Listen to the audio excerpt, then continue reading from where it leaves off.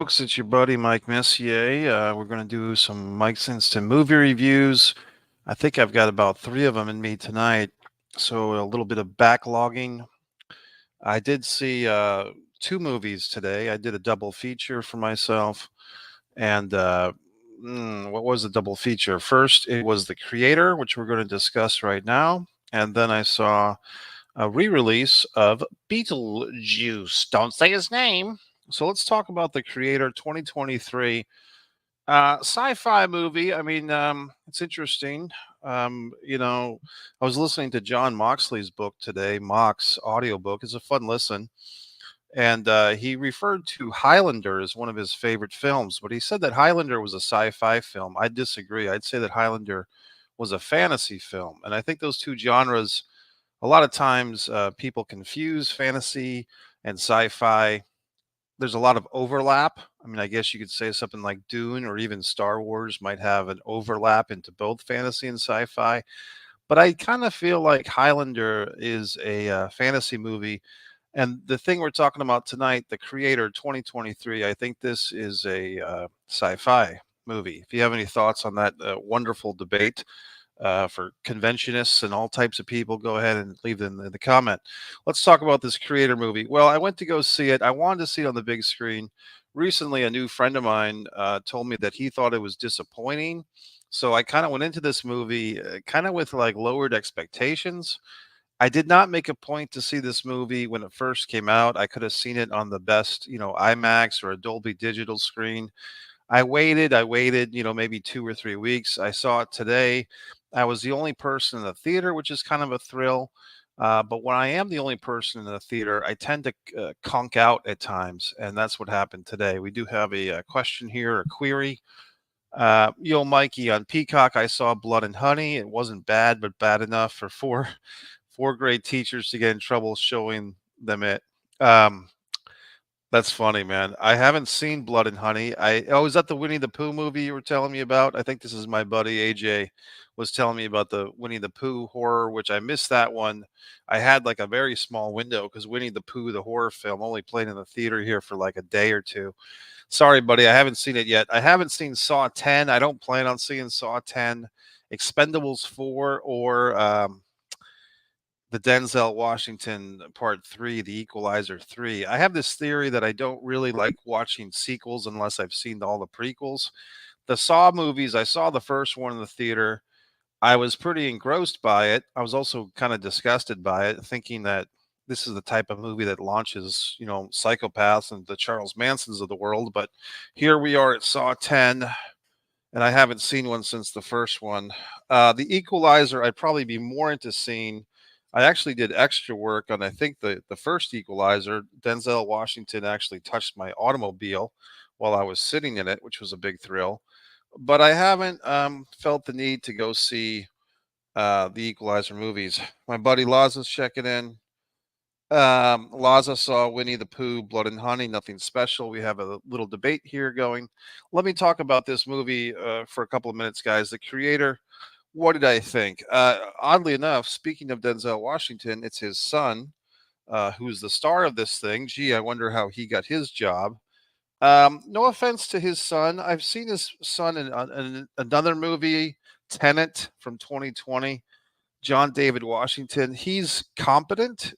I just feel I don't know if he's actually that good to handle a movie and for the movie to really be awesome. Like he's fine.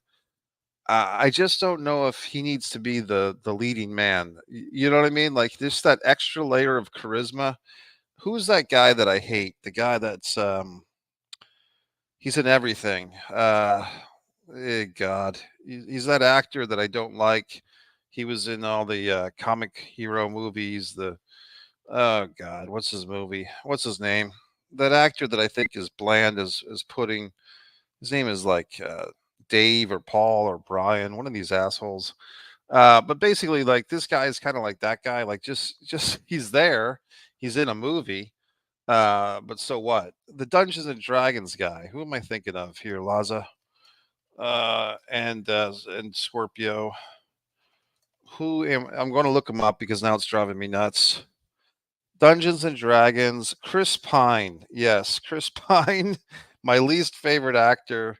And I think like number two for my least favorite actor is John David Washington. Like if you had like a plate of eggs and a plate of bland white burnt toast, that could be like Chris Pine and John David Washington could star as the eggs and the toast. You choose which one plays which because they're both boring as hell. Yet they're big famous movie stars. Gee whiz. So anyway, Ken Wanatabe's in this thing. You might know him from The Last Samurai. Allison Janney is in this, the Creator movie. She was pretty good. There's a lot of characters in this movie. It's hard to keep up with. There's this whole thing. I mean, if you've seen the previews or whatnot, you've seen that it's really about AI. It's about the bots and the humans. And interestingly enough, there's this giant explosion that kills 1 million LA people, and that they blame it on the bots, the AI, and then the U.S. sets out to destroy the AI creatures. And then late in the movie, one of the AI creatures says it was actually a mistake by the Americans that killed 1 million of their own people, and they try to push the blame on AI. So I just thought about this recent Gaza, not to make light of the situation, but didn't they just have like this hospital explosion and both sides are blaming each other for it? And then I think about things like Pearl Harbor, and of course, Americans like to will blame the Japanese and say that's what got our involvement in World War II, and some might say that that was actually a conspiracy. And then you have things like the September 11th. Some people have conspiracy theories about that being an inside job. So I'm not condoning or condemning any of these theories. I'm just saying it was interesting that this movie, the creator, had something like that. Uh, let's see here, buddy. Laza says, I like the Saw series, loosely based on real life serial killers like the Zodiac Killer. Also, the main killer thinks he's doing things for the greater good. His logic side of the torture porn stuff. Well, I'll take your word on it. Quite enjoyed the new Equalizer film. Yeah, I haven't seen it yet. I might see it. Mikey, Tupac and Biggie thing been going on all day. Everyone ties it to Puff Daddy, Sean Diddy Combs. This is interesting. Well, I'll have to do some research, buddy. I mean, if you're telling me that Mike Tyson, I mean, not that he's the Encyclopedia Britannica, okay, but if Mike Tyson's claim and Ice Cube, I would actually take his word for it more than Tyson. But if they're putting some blame on Sean P. Diddy Combs, that would be quite interesting. Of course, Sean P. Diddy was buddies with Biggie Smalls, notorious B.I.G., Big Papa, if you would. And so a lot of this 1997 stuff is still haunting us, isn't it? I guess that's our version of like the JFK stuff, and probably before that, like people in the 1920s were still trying to figure out if Abe Lincoln was the victim of a conspiracy. So in my parents' generation, it was probably, John F. Kennedy. How did he get shot? Blah, blah, blah. And for us, it's like Biggie and Tupac. You know what I mean? So interesting. And Cobain, for that matter. You got to put Cobain in that conversation. What else? So going back to this movie, did I love it? Did I hate it? I don't know. I'm going to be honest with you folks. I did conk out a few times. I mean, that's part of the problem with me. If a movie totally doesn't arrest my senses, and if I'm tired, I'm often going to fall asleep right in the theater. And especially with nobody else in the theater, I basically had the nice, cozy, reclining seat to myself. I could take off my shoes. I could take off my socks. I did see that, buddy. The Marvels, the female-led Brie, and all these women in their tight suits, very good. I saw the Expendables yesterday. Yeah, I mean, exactly, buddy. I mean, lots to say. I saw the Expendables. My biggest piss off with it, outside of mostly enjoying it, is that the other Expendables films is the stupid logic of some of the fights and how they win, etc. I hear you, buddy. I mean, the Expendables are not.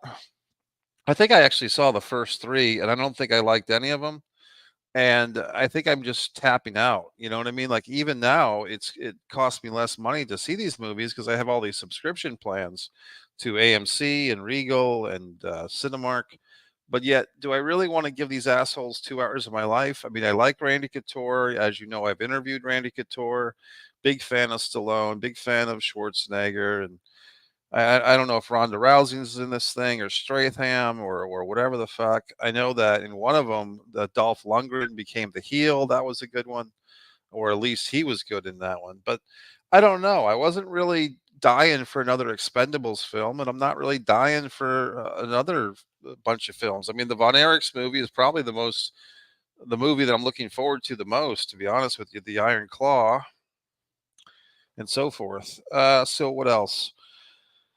Okay, the creator. I really felt like I was watching a movie that maybe like this is kind of an interesting take, but I feel like this movie could have been done a little bit differently in its distribution. Maybe it could have been a streaming service series, like instead of cramming it into I think it was like a 2 hour and 15-minute long movie. It felt like there was more story to tell, but it was really kind of long as it was. I felt like maybe this should have been a series. I feel like there's a whole world to this movie, like, and I'm a person that doesn't necessarily want to sign up for all these different universes. All these cinematic universes can go fuck themselves. But in this case, I felt like there was enough meat on the bone here that maybe they should have gone longer and not shorter. And maybe this would have made a hell of a nice series. Possibly, maybe there could have been two movies in this. Like if they had just shot another half hour or whatever the not, or another hour of material, they could have broken this up into two movies instead of just one. I did feel like it was a little bit too long for the feature, but they did have a lot of cool stuff in it. So I felt like the tempo or the mood, something was kind of draggy, but like within that platform, there was a lot of good stuff in this film. I mean, I think the creations, if you were, of the AI, some of them looked like R2D2, on steroids, but some of them were very unique looking. Even the droids or the AI people, they had like the human face, but then like the android neck or whatever. I thought that was pretty cool looking. I mean, I did have a lot of flashbacks to things like Blade Runner, but Blade Runner had so many different incarnations. Like they did so many director's cuts, indie cuts, whatever the fuck cuts. My biggest beef with Expendables was number two, where Sly Stallone absolutely kills John Clan Van Damme, which was complete and utter bullshit. I hear you, buddy. Well, who's writing the checks? You know what I mean? I mean, that's just, Stallone. I mean, I don't even remember that. I take your word for it, but Stallone's writing the check. Blade Runner, I mean, it's so interesting. I mean, I've seen Blade Runner in the theater 3 or 4 times. It's still not, it's not one of my favorite movies. I always go see it whenever they do a remaster of it, but it seems like they've done Ridley Scott's version and Renegade version and Dick in the Ass version. They've done so many fucking versions of the Blade Runner movie, but I've seen them all. I've seen them. And I kind of feel like this is where we might be headed with the creator. I feel like this movie could be one of those slow burn type of deals. Although I did check Tomatoes or whatever the fuck, and it seems like it's a split audience. But I think a lot of people did like the movie. Some people think it was long and boring, and a lot of stuff we've seen before, which I think is true. But a lot of people do like this movie, so I can see this movie kind of doing well, like just floating around. You know what I mean? In the hemisphere. Is there a need for a sequel for this thing? Probably not. Would they make one? Probably, if there was enough interest. So the creator, what's my final words on this one? And I'm gonna get into my Beetlejuice, and I might even do my review. Although I wish I was a little more awake to do my review on the my friend's movie. But I think I'll just wrap this thing up, and I'll catch you when I'm going to do the Beetlejuice review. Overall, I think if you're a sci-fi nut, if you still have time to see this thing, oddly enough, it's like probably better to see it in the theater. But I wish they would give you like an intermission. I guess what I'm saying is don't go into this theater if you're half tired like I was. You know what I mean? I don't even remember Blade Runner 2 from 4 or 5 years ago, buddy. I trust you. I mean, somebody told me tonight that they made a Hocus Pocus 2 like a year ago. I don't remember that. I remember that I just saw the original Hocus Pocus for the first time. Um, basically, whatever the fuck, last week. So I'm kind of behind in some of this stuff. All right, folks, stand by your YouTube or whatever streaming you're watching this on. I am going to return with my thoughts on Beetlejuice. All right, be back in a minute.